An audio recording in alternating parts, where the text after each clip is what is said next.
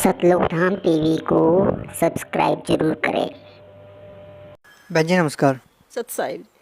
क्या शुभ नाम है आपका? मेरा नाम संतोष है जी। कहाँ से आए हैं आप? गांव प्योदा, जिला कैथल और स्टेट हरियाणा से। संत रामपाल जी महाराज से नाम दीक्षा लेने से पहले आप क्या भक्ति साधना करते थे? मैंने जी राधा स्वामी से नाम दीक्षा ले रखी थी। 1994 में ली थी और 2010 तक। 2010 में फिर कुमार स्वामी से ली, जो गुरुजी हैं कुमार स्वामी जी, पहले ले रखी थी। 2012 में संत रामपाल जी महाराज से नाम दीक्षा ली। गांव में एक भक्त है, उन्होंने मेरे को बताया था। फिर मैं टीवी पे सत्संग देखने लग गई तो मेरे को समझ में आ गया था ये। वैसे कबीर साहब की वाणी में पहले सुनती थी तो मेरे को अच्छी लगती थी वो। फिर मैंने नाम दीक्षा ले ली। पहले मैं बाकी जो पूर्वज करते आ रहे थे वो पूजा पाठ भी सारी करती थी और गायत्री का जाप किया करती थी। 3 दिन 11,000 मंत्रों का जाप करती थी और कोई भी लाभ नहीं हो रहा था मेरे को, उल्टा हानि होती थी। मेरे शरीर में भी बहुत कष्ट थे और भी घर में भी रहती थी कुछ परेशानियाँ। आप राधा स्वामी पंथ में 1994 से लेकर 2010 तक जुड़े रहे, तो आपने किस संत से नाम उपदेश ले रखा था और वो साधनाएं करने से आपको क्या लाभ मिले? मैंने जी दिनोद से ली थी। दिनोद है भिवानी के पास और वहाँ ताराचंद संत थे, उनसे नाम दीक्षा ली थी। संत कुमार स्वामी से नाम दीक्षा ली, फिर आप संत रामपाल जी महाराज की शरण में आए। तो ऐसा कहा जाता है कि गुरु नहीं बदलना चाहिए, गुरु बदलना पाप है। आप इसके बारे में क्या कहना चाहेंगे? देखो जी, पहले तो मेरे को भी यही लगता था, लेकिन अब मेरे को समझ में आया। सतगुरु रामपाल जी महाराज जी का ज्ञान सुनने के बाद पता लगा भी गुरु बदलना पाप नहीं है। जब तक हमें सच्चा गुरु नहीं मिल जाता तब तक हम कितने भी गुरु बदल सकते हैं। जैसे कबीर साहब की वाणी में भी आता है, जब तक गुरु मिले नहीं साचा तब तक गुरु करो 10 पाँचा।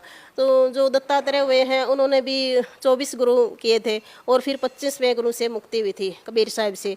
इसलिए मैंने अपना गुरु बदल लिया और ये अच्छा किया है मैंने।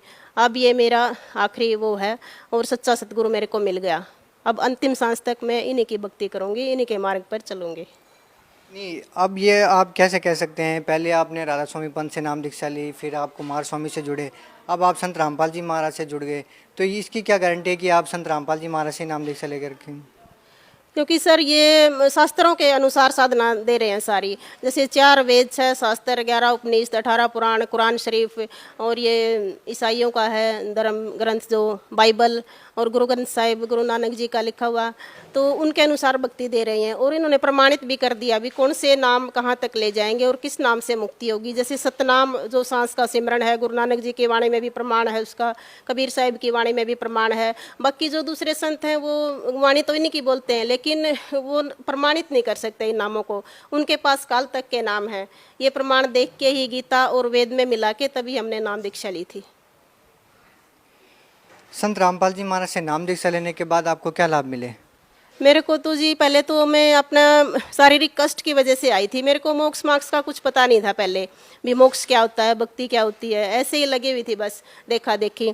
तो मेरे को एक तो एलर्जी थी बहुत भयंकर, दवाई लेती थी तो ठीक हो जाती थी। फिर मैंने योग भी किए, यहाँ स्वामी रामदेव के गई, पतंजलि में दवाइयाँ भी खाई, दवाई लेती तो ठीक हो जाती थी। दवाई छोड़ते ही फिर डॉक्टर वो RLS वालियाँ हैं पटियाला, उनसे इलाज करवाया। दवाई लेते ही ठीक हो जाती, छोड़ते ही फिर हो जाती। फिर 9 साल तक योग किया, योग छोड़ते ही फिर हो जाती थी।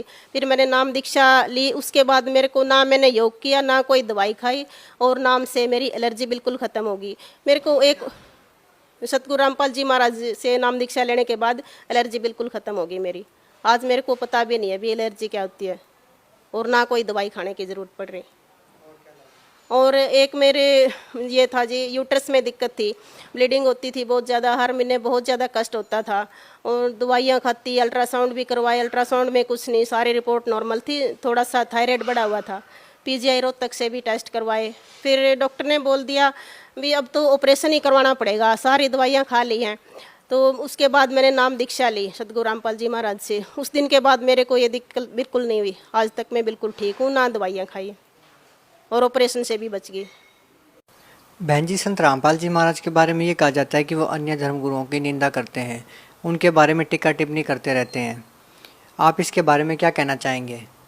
नहीं, निंदा तो ये किसी की भी नहीं करते, बिल्कुल भी नहीं करते। निंदा ये सच्चाई बताते हैं भी आप वहाँ फंसे हुए, जीवन बड़ा अनमोल है, ये दोबारा नहीं मिलेगा और ऐसे नकली साधना करके ये जीवन खत्म कर जाओगे आप भी सुनो और शास्त्रों में मिलाओ और फिर देखो, फिर अमल करो। निंदा नहीं करते, ये सच्चाई बता रहे हैं। जब तक इनका ज्ञान नहीं सुनते तो ये लगता है भी ये निंदा है, इनका ज्ञान सुनने के बाद फिर नहीं लगता ये, फिर ये लगता है भी ये परमार्थ का कार्य कर रहे हैं और सच्चाई बता रहे हैं, ग्रंथों की सच्चाई जो कोई नहीं बता पाया आज तक। देखिए, संत रामपाल जी महाराज के बारे में ये भी कहा जाता है कि वो देवी देवताओं की भक्ति छुड़वाते हैं। इसके बारे में आप क्या कहना चाहेंगे? देखो जी, जो सतगुरु रामपाल जी महाराज हैं, देवी देवताओं की भक्ति नहीं छुटवाते, उनका तरीका दूसरा भक्ति करने का।